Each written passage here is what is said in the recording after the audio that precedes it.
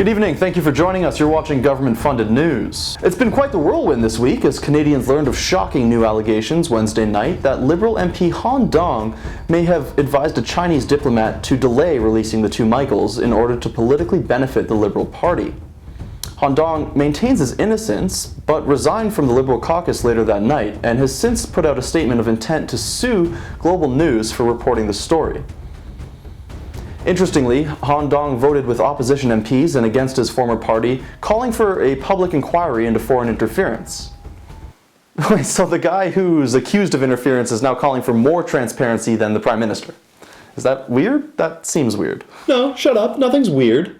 Global News and CSIS are wrong because of leaks. Okay, sure, but why are all the... Hey, shut up, and action. U.S. President Joe Biden gave a speech to the House of Commons on Friday saying the U.S.-Canada relationship has never been stronger. His wide-ranging speech touched on everything from mining to space exploration, and he praised the Canadian cabinet for its level of equality based on a characteristic that his administration would rather not define. Also in attendance were the two Michaels, who were invited to the dinner later that evening with the President and Prime Minister Justin Trudeau. Haha, that might be a little bit awkward, eh? Considering what we just learned.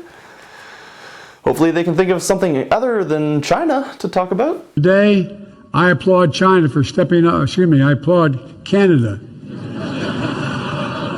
You can tell what I'm thinking.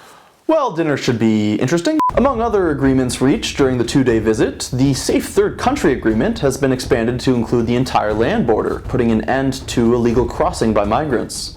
Instead, Canada will accept up to 15,000 migrants from the western... hold on a minute. This says the deal was signed like a year ago. Why are they just implementing it now? With purely coincidental timing, considering everything that's happening, the Prime Minister's office has finally admitted it was in fact Justin Trudeau to stay in this over $6,000 per night hotel room while attending Queen Elizabeth's funeral. The room was stayed in by Justin Trudeau and his wife for a cost of over $30,000 to taxpayers for the 5-night stay. Thankfully, the room was available. Otherwise, the Prime Minister may have been subjected to a far cheaper and inferior hotel in the area like the Savoy, which is only good enough for nobodies like Winston Churchill. Well, maybe they had no choice. Perhaps the prices were increased because of the funeral. Oh, that is the regular price. Yeah, I know. Butlers aren't cheap. It comes with a butler? I know. He deserves two at least. But they didn't have a room that offered two butlers, so...